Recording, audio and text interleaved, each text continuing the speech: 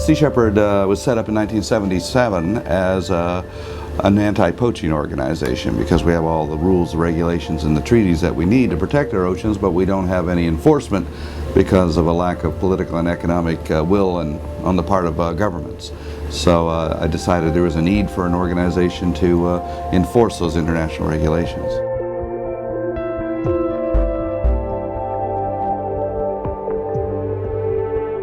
Sea Shepherd's a volunteer organization. It depends on volunteers. I mean, that's the kind of passion that we couldn't hire anybody to exercise in the field. So I prefer volunteers over professionals. This organization survives because of the volunteers on the ship, the volunteers on shore, and our support base on land.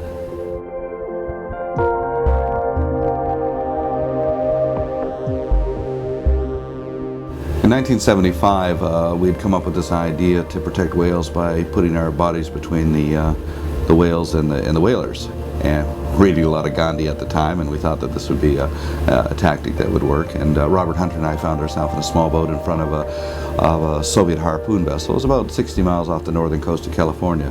And in front of us were 8 sperm whales that were fleeing for their life. And every time the harpooner tried to get a shot, I'd block the path of the harpoon and prevent the shot. And this was working for about 25 minutes. And then the Soviet captain came down the catwalk of the whaler and screamed into the ear of the harpooner, then turned and looked at us, smiled, and cut his finger across his throat. And that's when I realized that, you know, Gandhi wasn't going to work for us that day. And a few moments later, there was this incredible explosion, flew over our head and hit one of the whales, this female, in the back, and she screamed and rolled on her side. It was like a woman screaming. It was very, very haunting. And suddenly, the largest whale in the pod hit the water with his tail and disappeared and dove and swam right underneath of us.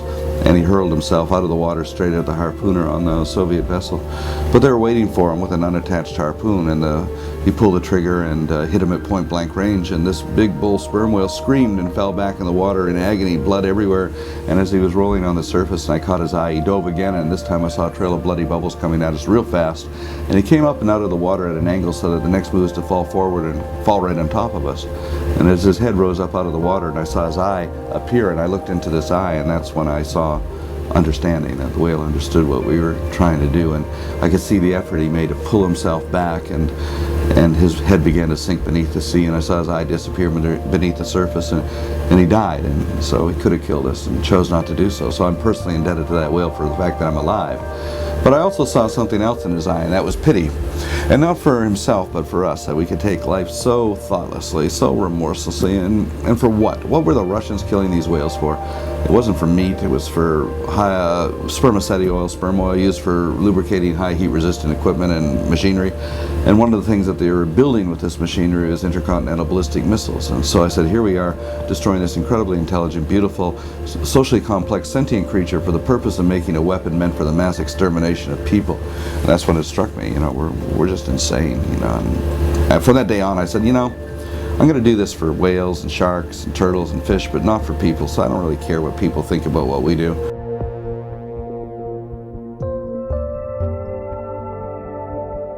The most important thing to consider if we're going to have a future is the protection of biodiversity, especially in the oceans. If the oceans die, then civilization collapses and humanity goes extinct. It's as simple as that. This is not the planet Earth, it's the planet ocean. And the oceans are absolutely essential for our survival. Right now, every single commercial fishery is in a state of collapse. The oceans are in trouble, the oceans are dying. I don't think of anything on this planet that is more important than the protection of our oceans, which is really the protection of our biosphere.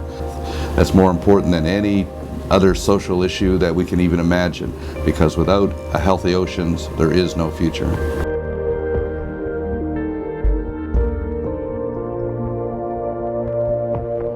The only language that whalers or illegal fishermen or anybody understands is economics. So you have to make it cost more for them to do what they're doing than the profits they're making. Negating profits is our objective. That's the language they understand. If there's no money to be made in something, then people will stop doing it. No, people aren't motivated by ethics or morals. They're motivated by profit and loss. And so therefore we address that and make sure that the losses exceed their profits.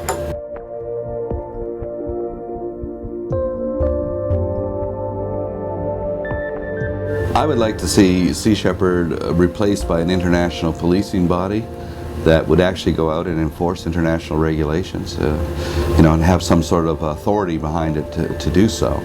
The problem with the governments is there's no economic motivation or political motivation to go out and enforce these laws. They just don't care. And mainly they're run by bureaucrats who just go through the motions, and they just don't have the passion that's required to actually protect this planet.